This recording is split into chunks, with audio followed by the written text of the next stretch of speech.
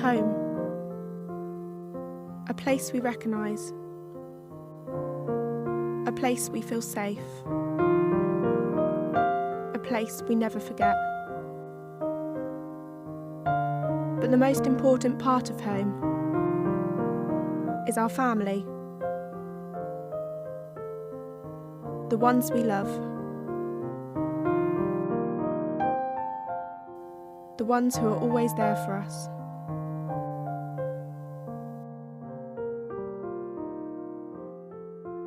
We may grow up and change,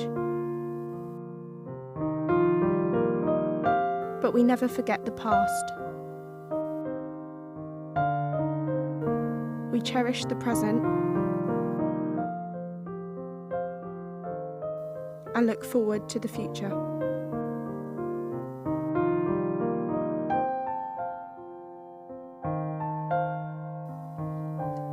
But one thing we sometimes forget are those who are no longer with us.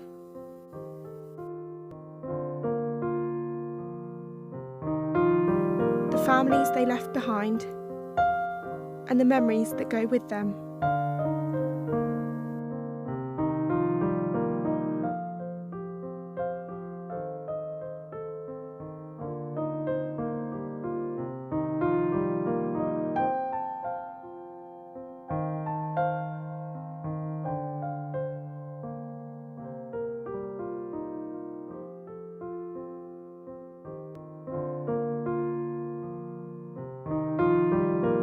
The generations before us we did not know, but without them we would not exist. Now's my chance to bring back these memories and learn about my ancestors. This is where my journey begins.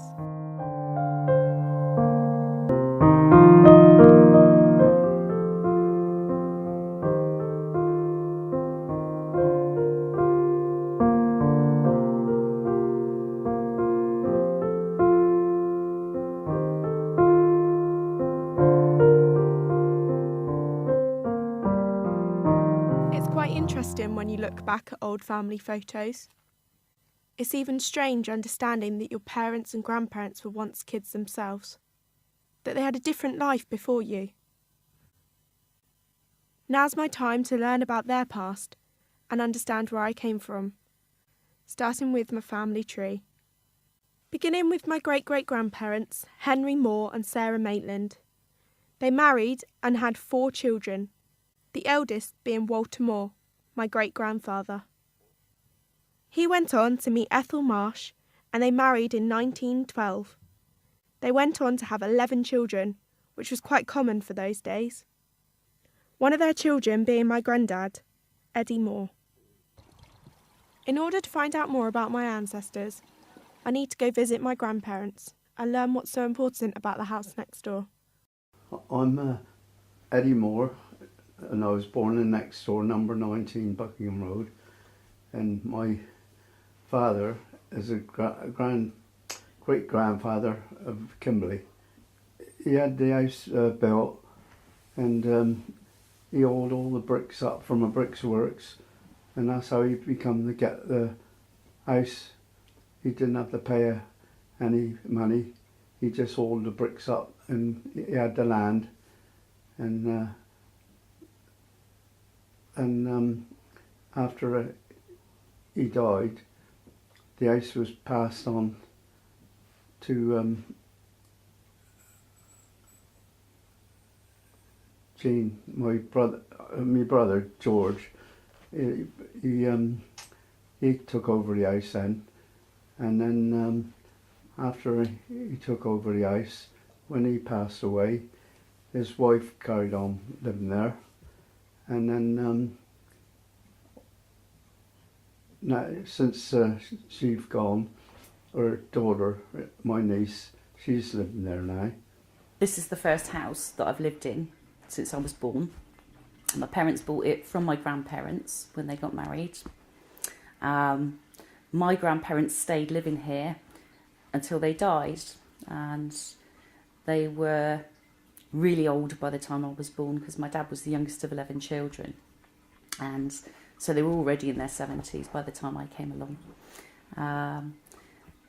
Grandad used to plant all the garden out to fruit trees and vegetables and things like that. So probably my earliest memory is picking Brussels sprouts in the winter with my granddad in the frost when I was about 3. And he was always singing all day long out there, and he was the most brilliant granddad. We'd be out there in our little coats with our little hats on in the winter saying, "Sing it again, Grandad," and he'd always sing it again for us. He was just so lovely. Grandma was quite a tough lady, really. She'd brought most of her children up on her own because Grandad had either been away in the First World War or working in Wales down the mines, and actually did a stint as a fairground boxer at one point as well. So, you know, she'd had quite a hard life, really, but she was always lovely, and I can still remember hearing her laugh now. She really had this huge laugh, and she was a huge lady. She was something like 16 stone, but she was like this little barrel. But in her later years, she lost an awful lot of weight. She had heart problems and thrombosis, and by the time she was really old, towards the end of her life, she was really like a little bone with skin on it, really. But they were both lovely people, absolutely loved children, absolutely loved family. We had lovely holidays together, had fun together, and used to take them on day trips out as well in the car to give them a break. Mum used to come over, Ethel Moore. She used to come over and have a cup of tea in the afternoon, and we used to have a nice chat. And then when Mum died, I think he was lonely, but he did go completely blind, and that was very sad. But I looked after him quite a bit, and I think he appreciated it.